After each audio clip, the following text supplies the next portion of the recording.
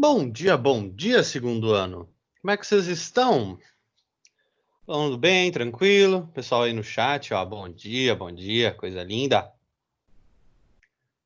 Isso aí, galerinha.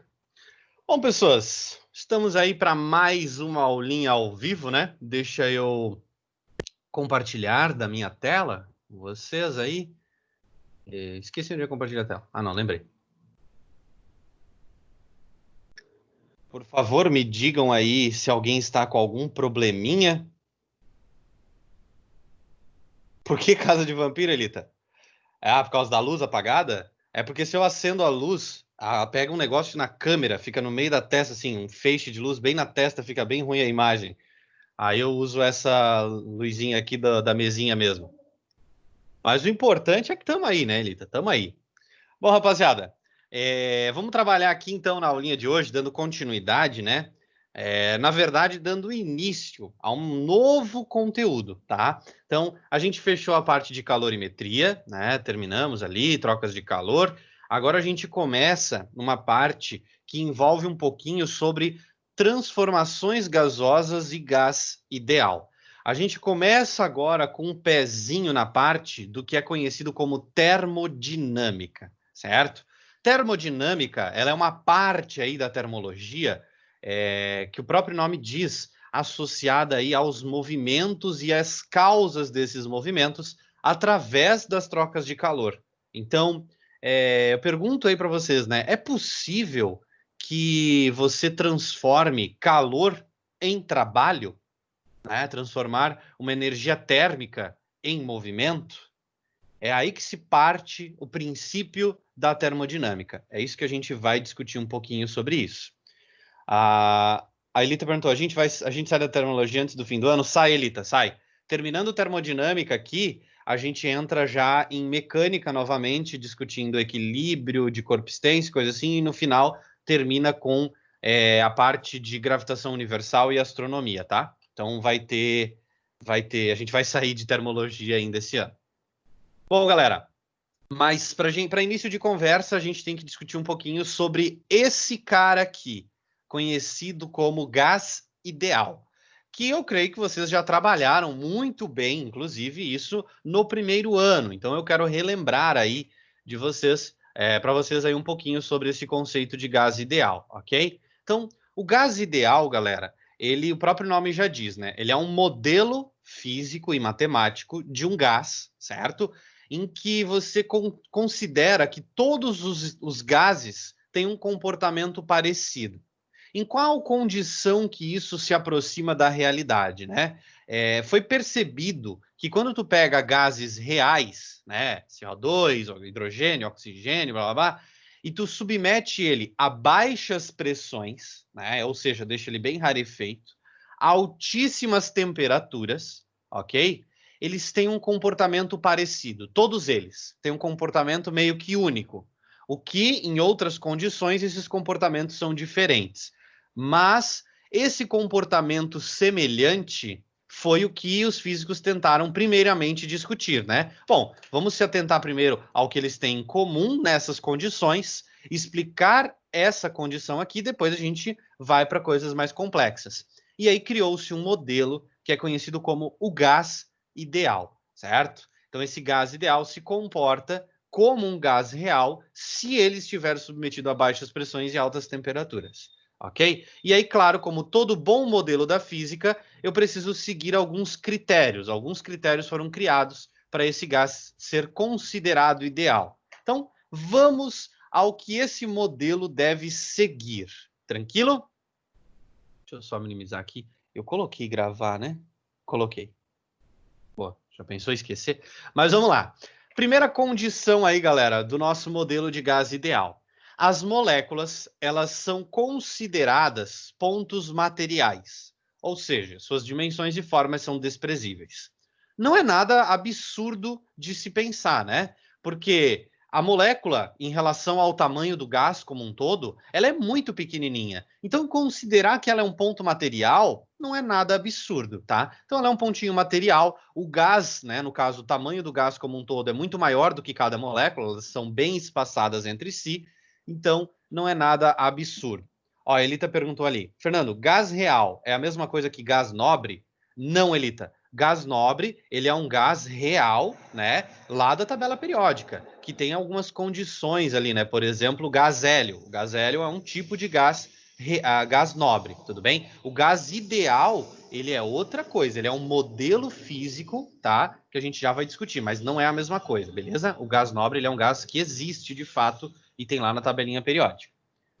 Segunda condição, galera, é que as colisões entre as moléculas e entre elas e as paredes do recipiente são perfeitamente elásticas e de curta duração. O que isso significa? No ano passado, vocês estudaram com o Josemar as colisões, né? E vocês lembram que a colisão perfeitamente elástica é aquela que não perde energia, não tem deformação permanente. Então, basicamente, a gente está dizendo que essas moléculas vão bater umas nas outras, mas elas não vão perder agitação. Não vai ser perdido temperatura ao longo desse processo, só pelo fato delas colidirem com elas e com as paredes do recipiente. Basicamente, é um sistema isolado ali, tranquilo, até aí nada assim tão absurdo da gente considerar. Terceira consideração, talvez aquela ali que mais gere algum probleminha, mas é que ele diz que as forças elas vão ocorrer somente durante as colisões entre as moléculas. No caso, eu vou desprezar qualquer outro tipo de interação, seja ela química, gravitacional ou elétrica. Isso aqui é um pouco mais complicado da gente aceitar, porque assim, né, querendo ou não, o estado gasoso, ele é o estado que tem a menor ligação entre as moléculas, isso é fato, né? Mas não é zero.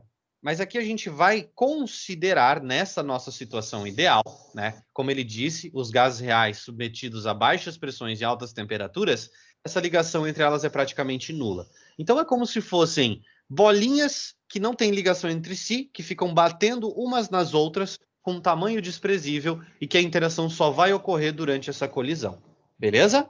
A Carol falou ali, não perdem energia, certo? Calma aí, Elita, calma aí, que o gás ideal ele é um modelo da física, certo? Se tu pensar o seguinte, existe alguma coisa que é uma esfera perfeita? Não existe. Nada no mundo real é uma esfera perfeita. Mas tem pessoa que diz, por exemplo, que a Terra ela tem um formato ali, a gente pode considerar em algumas situações que ela tem um formato esférico. Tudo bem? Não é nenhum problema eu considerar isso, certo? Mas é um modelo matemático que você está assumindo que tem um certo erro relacionado. Então, uma esfera ela é um modelo matemático.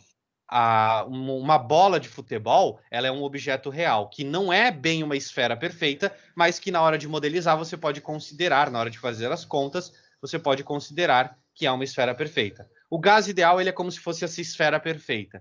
Ele é o nosso modelo matemático, que a gente vai fazer conta em cima dele. O gás real, ele é o que existe, ó, o oxigênio, o hidrogênio, o gás hélio, e aí a gente vai pegar esse modelo de gás ideal, que eu estou considerando algumas coisas aqui, e vou usar para explicar os gases reais.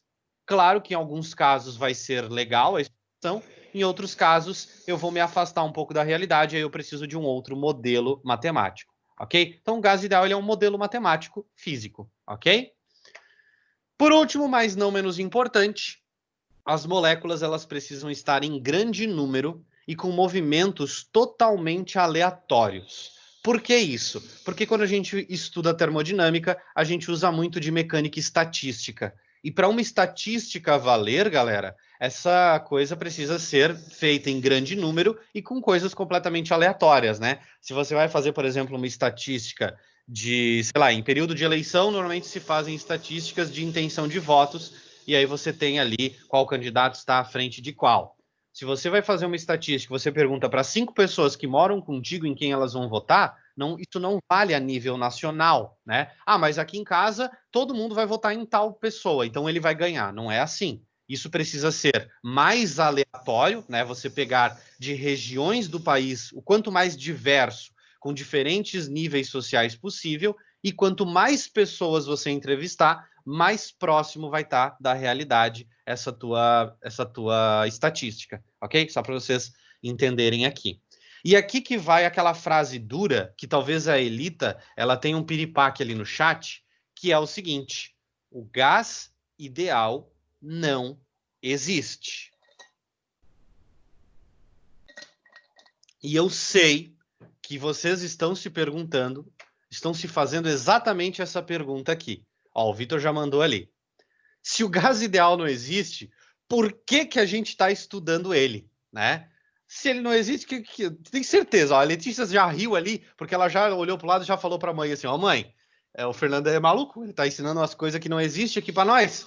Mas olha só, galera, vamos lá, vamos entender que tudo o que a gente estuda na física não existe. Tudo que a gente estuda na física é um modelo matemático. Assim como eu falei para vocês da questão da esfera. Alguém conhece uma esfera perfeita? Não existe, galera. Nem aquelas bolinhas que o Manual do Mundo faz é uma esfera perfeita. Porque a definição de uma esfera perfeita é que ela seja a superfície equidistante em relação ao centro. E nada é perfeitamente equidistante em relação ao centro. Mas, quando tu vai ver, analisar o movimento de uma bola de futebol, tem algum problema tu considerar que ela é uma esfera perfeita para analisar esse movimento? Não, porque é o modelo mais próximo disso. Então, o gás ideal ele é um modelo matemático. Ele seria a nossa esfera perfeita, certo? Vocês tiveram aula de esfera hoje? Aí, ó, meu Deus, que não sabia, eu não sabia, Elita. Foi um exemplo aleatório. Mas então, basicamente, galera, o gás ideal ele é um modelo de gás. Ele é o único modelo de gás que existe? Não é. Existem vários outros modelos de gás, modelos, inclusive, que mais se aproximam da realidade do que o ideal. Modelos melhores, eu diria. Mas aqui vai uma imagenzinha autoexplicativa para vocês. Cá estamos nós. PV igual a nRT, gás ideal. Tranquilo. Essa é a nossa matemática que a gente vai usar. Uma conta simples de se fazer. Daqui para baixo são outros modelos de gases. Esse aqui seria o melhor modelo de gás que a gente tem na atualidade. O mais próximo da realidade. Mas olha a cara do coitado. Vocês querem começar por aqui, galera? Nesse modelo aqui, o mais perto da realidade? Não, né? Vamos começar no gás ideal, felizinho, e fiquem tranquilos que daqui para baixo é a faculdade que fica responsável. Não, Yasmin, o pessoal desesperado, o pessoal já tá assim, ó. Não, galera, a gente não vai trabalhar esses modelos de gás aqui para baixo. A gente vai ficar só no ideal, tá? Não existe, só que nenhum desses modelos existe. Nenhum desses gases existe. Mas eles tentam explicar a realidade, cada vez com um grau mais próximo. Lembra que quanto mais próximo da realidade você está, mais complexo é o modelo matemático. Tranquilo, pessoas? Não, Vitor, não vai cair na prova. Só PVNRT, galera. Se atentem ao gás ideal. Foi só uma justificativa. A galera tá desesperada. É do Laranja Mecânica. O João perguntou ali. Galera, olha só. Vamos começar agora, então, a trabalhar um pouquinho sobre as quantidades desse gás, né? Primeiro que para eu estimar a quantidade de um gás, diferente de um líquido, volume não é interessante. Quando tu fala de água, né? Eu tenho 500 ml de água dentro da garrafa. Tu pega esses 500 ml, coloca dentro do balde e continua sendo 500 ml. Volume é uma boa forma de medir a quantidade de um líquido. Só que um gás, ele é volátil. Ele expande e comprime com facilidade. Então, se eu tiver gás comprimido dentro dessa garrafa, se eu liberar ele, ele ocupa o volume do quarto todo. Então, o gás ele expande e comprime com facilidade. Volume não vai ser uma boa forma de medir a quantidade desse gás. Mas número de moléculas, sim. Só que número de moléculas, né, é um número muito grande. Então, a gente usa o conceito de mol, que vocês aí já viram em química, que um mol de alguma coisa é 6 vezes 10 na 23 daquela coisa, certo? Então, a gente vai usar ali a ideia de mol. Eu vou ter 1 mol de gás, 2 mol de gás, 3 mol e assim sucessivamente, tá? Então, o número de mols vai ser a quantidade que nós usaremos para medir o quanto de gás nós temos. Tranquilo? Só para lembrar aí um pouquinho. Na química, vocês trabalham muito essa questão, né, que o número de mols é a massa do gás sobre a massa molar. Na física, a gente não vai usar muito isso, tá? Vou ser sincero com vocês. Normalmente vai ser dado para vocês já o número de mols direto. 2 mol de um gás e acabou. Só vai usar um númerozinho ali, tá? Mas é legal lembrar, porque essa parte aí de física e de química é muito parecido, tá? Bom, variáveis de estado de um gás. O que, que um gás pode variar, galera? O que a gente pode variar num gás? Posso variar a temperatura dele, tudo bem? Ele pode esquentar, pode esfriar, né? Variar a agitação das moléculas. E daqui para frente, galera, você só vai poder usar temperatura em Kelvin, ok? É pecado usar em graus Celsius ou Fahrenheit. Dá errado nas contas. As nossas contas daqui para frente, elas só vão valer num grau, numa escala de temperaturas absoluta, que é a escala Kelvin. E aí lembra lá do começo do ano que para transformar, né, de Celsius para Kelvin é só somar 273. Então o trabalho de vocês aí em muitos casos vai ser somar 273 para algumas temperaturas. Beleza?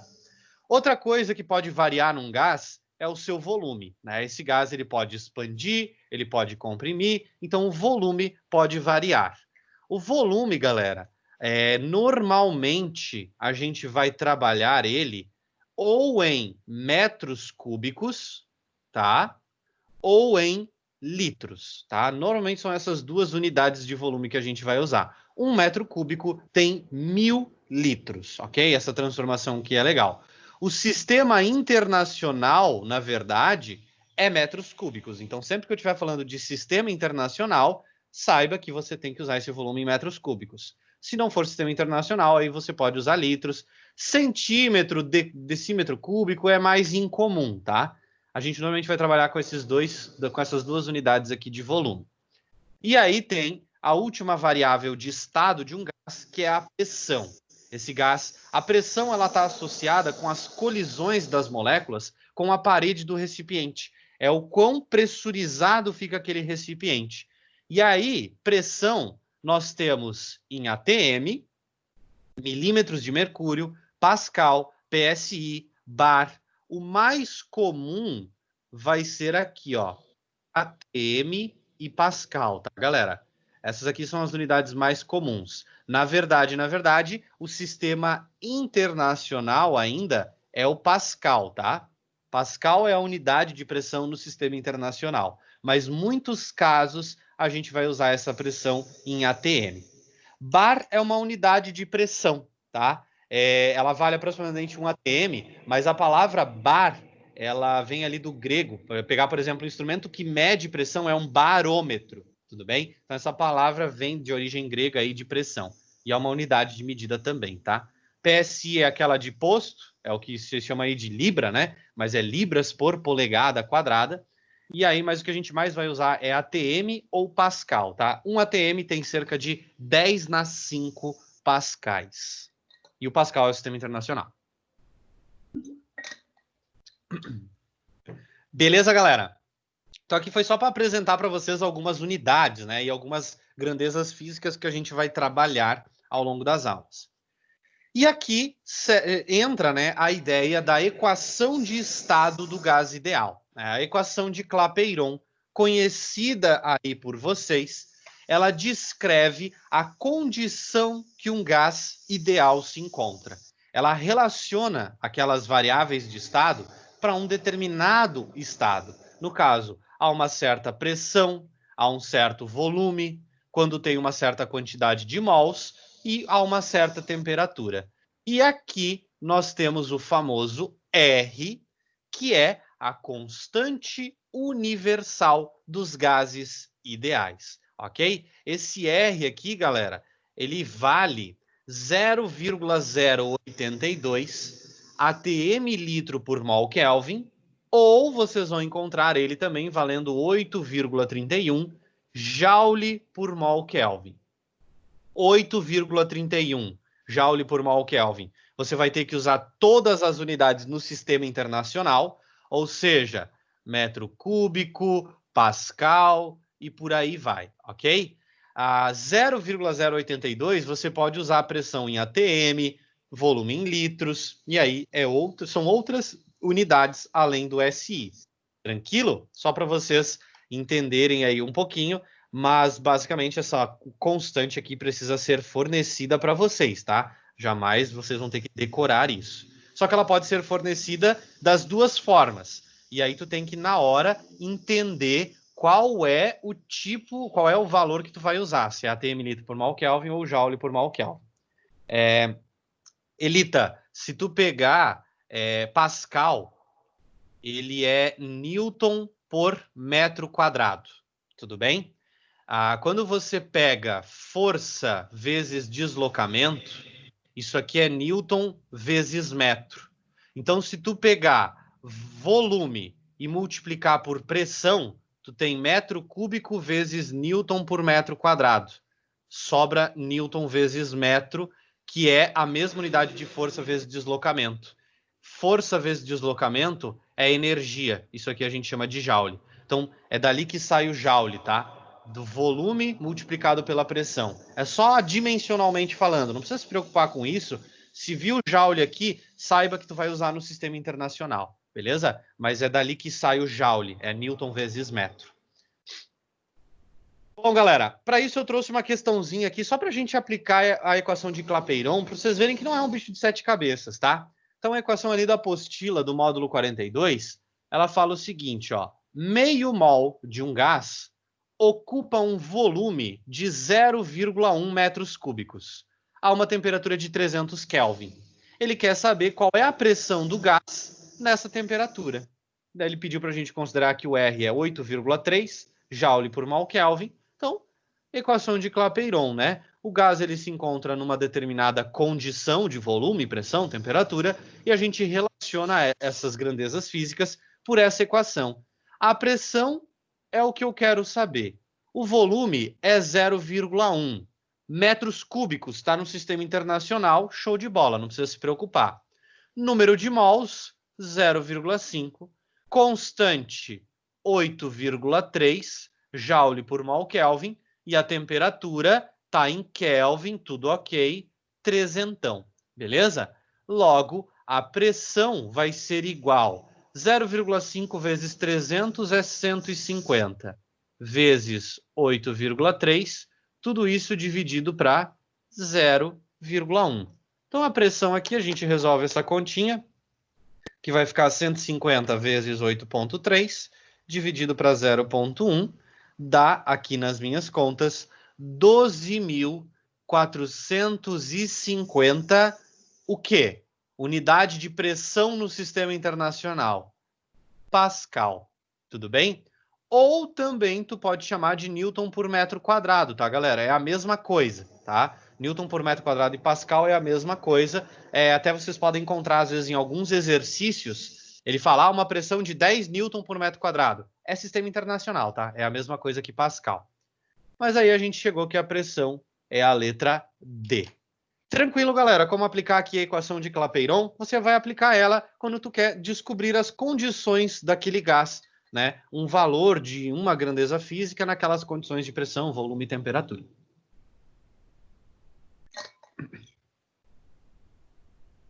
Beleza?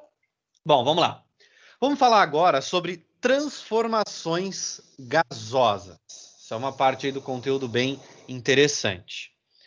A Natália falou o seguinte, prof, quando o R está com joule, a gente sempre usa metro cúbico? Isso aí, Natália, tá? Quando está no joule ali, significa que ele é sistema internacional. É isso que eu quero que vocês lembrem. Se é sistema internacional, volume metro cúbico, pressão Pascal. Beleza? No outro caso, aí tá na própria constante aqui, ó, ATM litro. Aí ela tá bem descarado o que tu vai usar. Pressão em ATM e volume em litros. Tá bom? Nesse caso aqui já está mais na cara. O joule é o que fica mais escondidinho ali a unidade. Beleza? Então vamos lá, galera. Vamos falar de transformação gasosa, né? O que é uma transformação gasosa? Uma transformação gasosa é você ter um gás num certo estado inicial. Então aqui eu vou dizer que ele está numa condição inicial, que é ele ter uma pressão 1, um volume 1, uma temperatura 1 e um número de mols 1, certo? Ele tem uma quantidade de gás, número de mols 1. Essa é a condição inicial desse gás. E aí ele vai ter uma condição final, que eu vou desenhar aqui para vocês de azul, uma condição final em que pode mudar pelo menos duas dessas grandezas físicas. Eu vou fazer o caso mais geral para vocês, que é mudar tudo. E depois eu vou para as transformações específicas de cada caso. Então, eu vou dizer, ó, que nessa situação final ele tem uma outra pressão, uma pressão 2, um outro volume, um volume 2, uma outra temperatura e até mesmo outro número de mols. No caso, ele tem mais ou menos gás, tudo bem? E aí a gente chama de transformação gasosa o que leva esse gás do estado inicial ao estado final. É aqui que está associada a transformação gasosa. Tudo bem? Então, a transformação gasosa é levar um gás de um estado inicial para um estado final, certo? Variando algumas coisas. Nesse caso, eu estou fazendo a transformação mais geral possível para vocês, que é mudando tudo, ok? O que eu vou fazer? Cada situação, cada condição, eu posso aplicar a equação de Clapeyron. No caso, para a situação inicial, eu posso dizer que P1 vezes V1 é igual a N1R T1, tudo bem? Essa é a equação de Clapeyron aplicada para esse gás na situação inicial. Para a situação final, eu também posso aplicar Clapeyron. No caso, vai ficar P2 vezes V2 igual a N2 vezes R2. E na física, galera, é muito comum a gente ter situações em que você tem que comparar uma situação inicial com uma situação final.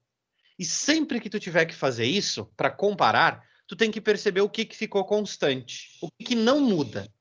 Tu concorda comigo que eu estou considerando que muda tudo? Pressão, volume, número de mols e temperatura. O que nunca vai mudar de uma situação inicial para uma situação final? A constante, o R, certo? Daí que vem o nome, né? Constante universal. Então, o que eu vou fazer? Eu vou isolar o R em cada uma dessas equações. No caso aqui da equação da situação inicial, R é igual a P1 V1 dividido por N1 vezes T1. Tudo bem? Isso aqui é o R na primeira situação. Na segunda situação, que é a situação final, o R vai ser igual a P2 V2 sobre N2 T2. E esse R, tanto da esquerda quanto da direita, eles são iguais. Tudo bem? A Elita fez uma pergunta. Mas como que o número de mol vai mudar em um sistema fechado? Então, Elita, em momento algum eu falei que esse é um sistema fechado. Tudo bem? Eu estou considerando um sistema que varia tudo. Então, nesse caso, é um sistema aberto. Tudo bem? Depois, quando a gente for fazer os casos de sistema fechado, aí o número de mols é uma constante também, tá? Aí você pode acabar cortando. Por isso que eu vou fazer o caso mais completo possível e depois a gente aplica isso nas condições, né, mais avessas aí de sistemas fechados e coisa do gênero. Então, porque o Marlon assume que o sistema é fechado, Vitor, tá? Só PVT. Nesse caso aqui, eu vou fazer um sistema aberto, porque eu quero fazer o caso mais completo possível, e aí num sistema, quando é fechado, tu vai ver que o número de mols vai cortar.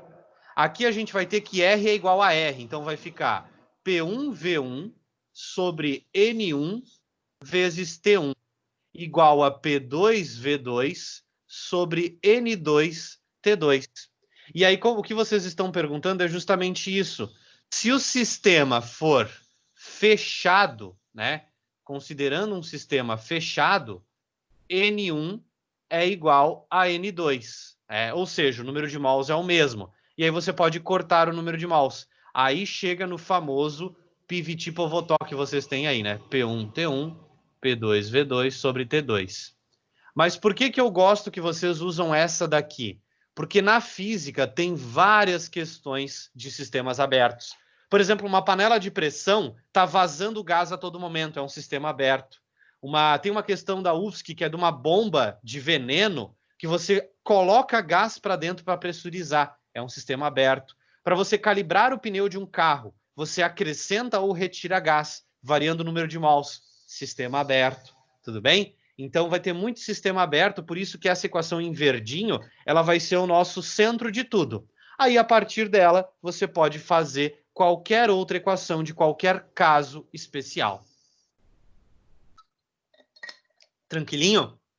E é isso que eu quero trabalhar com vocês agora. Os casos especiais. Através dessa equação geral agora, a gente pode pegar os casos especiais para transformações que mantêm algumas coisas constantes. Primeiro de tudo, tá, galera? Essas transformações que a gente vai ver agora são todas transformações fechadas, beleza? Todas elas aqui são transformações fechadas. Então, o que a gente já vai assumir? N1 igual a N2, beleza? Então, o N ali já vai cortar e fica o pivete, como o Vitor falou ali, ok?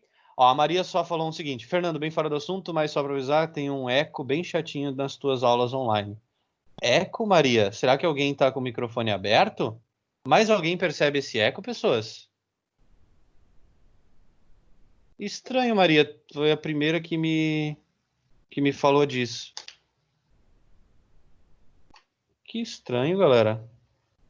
Verdade, percebi isso também. Ah, pode ser o barulho da rua, tá, galera? Eco é uma coisa diferente. Se for um chiado, pode ser da rua, tá? Infelizmente, eu moro numa rua bem movimentada. Então, tá passando carro direto aqui na frente. Eu fecho tudo, tá? Deixo... não é eco.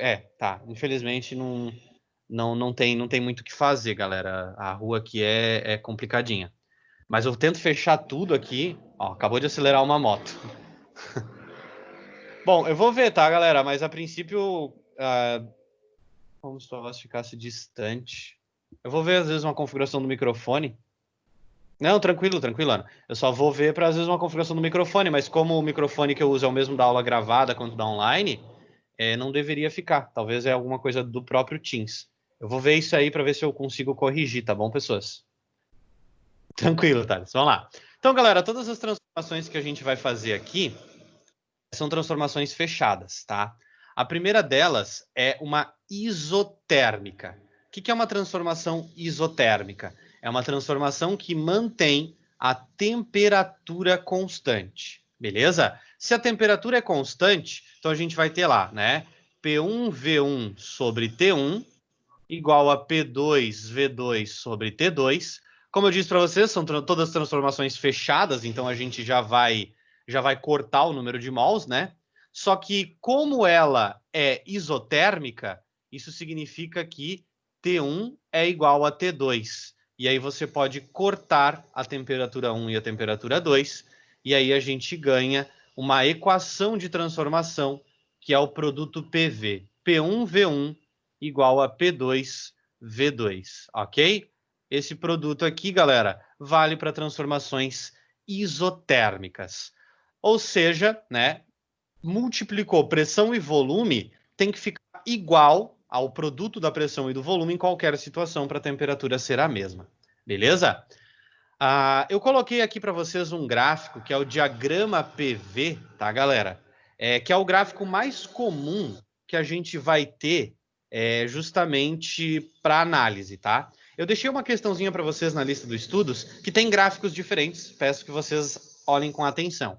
Mas no diagrama P por V, que é a pressão em função do volume, o gráfico de uma isotérmica, ele é uma hipérbole, beleza? Ele vai ser essa curvinha aqui. E se tu pegar o produto da pressão e do volume em qualquer ponto desse gráfico, ele vai ser sempre o mesmo, tudo bem? E para tu saber qual, no caso ele tem duas isotérmicas aqui, né? Qual isotérmica tem maior temperatura, é só tu analisar aquela que tem maiores produtos PV. No caso, a temperatura da isotérmica 2, até não vou chamar de 2 aqui, porque vai confundir com lá em cima. Eu vou chamar de A e B.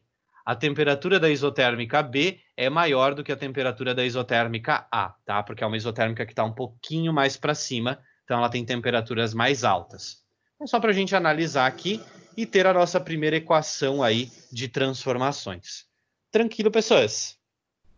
Bom, vamos à próxima transformação, que é a isobárica, tá? Transformação isobárica, lembra lá daquela unidade de medida bar de pressão? Bárica é uma palavra aí que vem de pressão, né, do grego. Então, é uma transformação que significa para a gente que a pressão é constante. ou seja, P1 é igual a P2. Aí, se a gente aplicar, né, o PV1 sobre T1 igual ao P2V2 sobre T2, como a pressão é uma constante agora, a gente pode cortar a pressão 1 com a pressão 2, e aí sobra para a gente a razão entre o volume e a temperatura. Então, fica volume 1 sobre temperatura 1 igual a volume 2 sobre temperatura 2, ok? E isso aí mostra para a gente, né, que quanto maior for o volume, maior tem que ser a temperatura para compensar, para manter essa pressão constante. Beleza? Então a gente ganhou aqui a equaçãozinha para a transformação isobárica. E aí, galera, no gráfico, tá? Diagrama P por V, a gente tem que, como a pressão é constante, seria uma reta horizontal, né? Eu tenho a mesma pressão para qualquer valor de volume. Então, só para mostrar para vocês como que ficaria no diagrama PV, um gráfico de uma transformação isobárica, ok?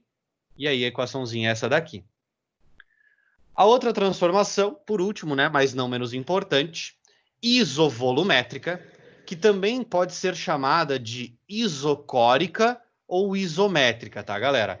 Essa é uma transformação que mantém o volume constante, tá? Então, isso significa que o volume 1 é igual ao volume 2, e aí quando você faz P1V1 sobre T1 igual a P2V2 sobre T2, como o volume é constante, a gente pode simplesmente cortar V1 com V2, porque é o mesmo valor, e aí sobra para a gente a equaçãozinha da transformação isovolumétrica, que é P1 sobre T1 igual a P2 sobre T2, ok? Então eu tenho aqui, ó, que pressão e temperatura agora são grandezas aí diretamente proporcionais. Isso significa que se tu aumenta a temperatura, a pressão também aumenta para justamente, né, porque o volume ficou constante.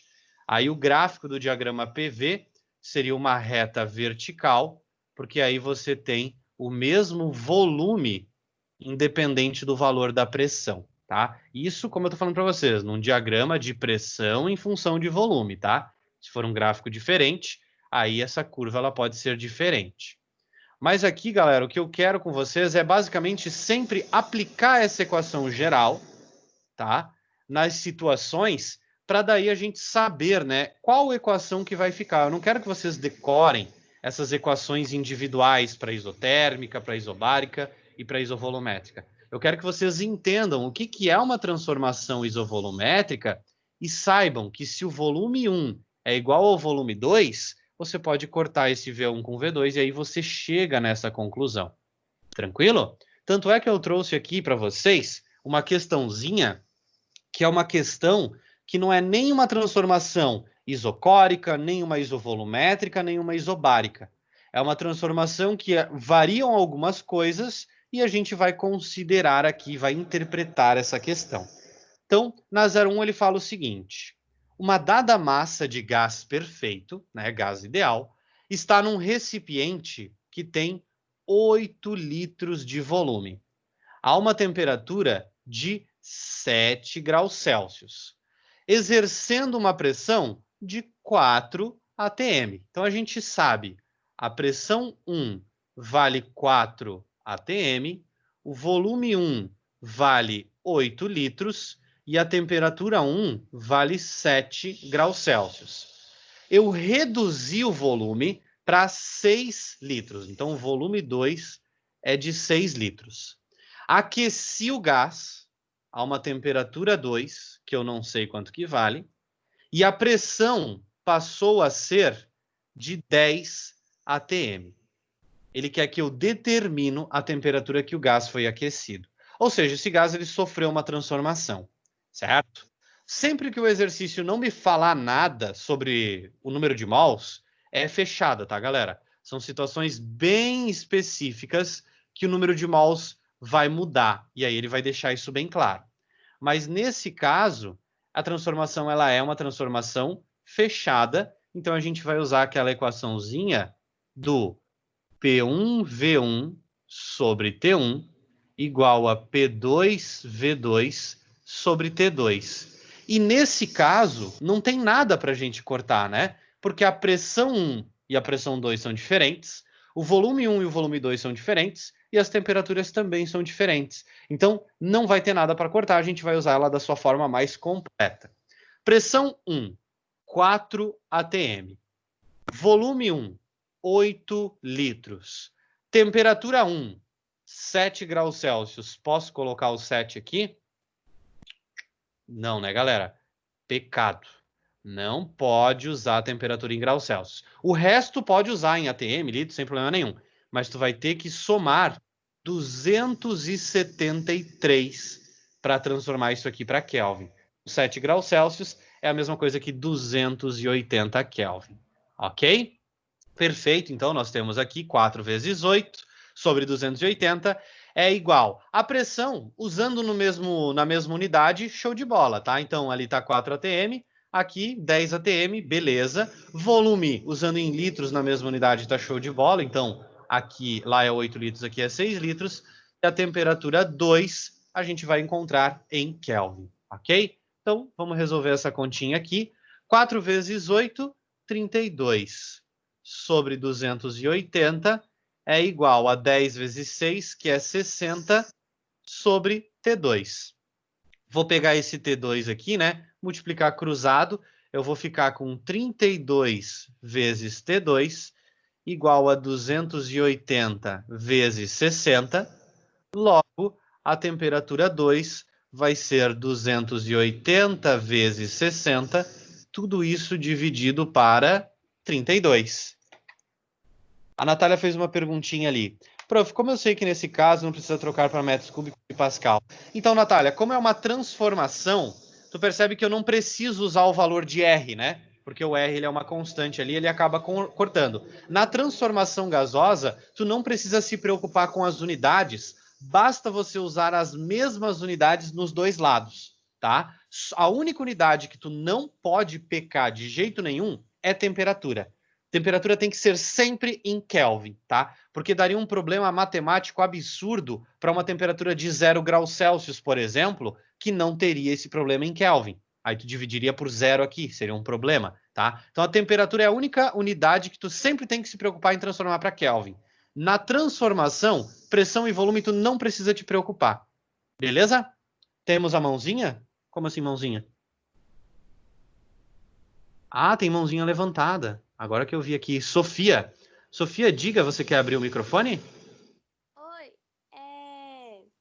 uma questão pode ser que peça a temperatura em graus Celsius, aí vai ter que mudar? Exatamente. Eu vou fazer isso, ó, quer ver? Eu vou aqui, ó, 280 vezes 60 dividido para 32 me dá 525 Kelvin. Se a questão quer essa resposta em graus Celsius, aí depois tu vai ter que mudar, subtrair 273, tá? Não dá para usar no caso, mas se eu usar em graus Celsius aqui eu já não vou ter a resposta certa aqui em graus Celsius? Não vai. Pode fazer o teste em casa que vai dar errado. Tá bom, obrigada. Beleza? Valeu. Então, a única coisa que vocês têm que tomar cuidado nas transformações, galera, é a temperatura. Sempre em Kelvin. É pecado usar graus Celsius daqui para frente. Pressão e volume, transformação, sendo igual dos dois lados não tem problema. Não pode usar qualquer unidade. Aí, quando é Clapeyron, tu tem que olhar pela constante R. Aí tu vê lá, se o R é Joule por mol Kelvin, usa metro cúbico e Pascal. Se é ATM litro por mol Kelvin, usa ATM e litros. Tranquilo, pessoas. Galerinha, separado aí algumas questõezinhas para vocês, tá? Da apostila, módulo 41 e 42, e a listinha que já deve estar disponível para vocês. Beleza? Eu vou ver essa questão do chiado, tá? Como é e por que disso está acontecendo? Qualquer coisa, nem que eu troque o microfone. Beleza, pessoas? Deixa eu interromper a gravação aqui.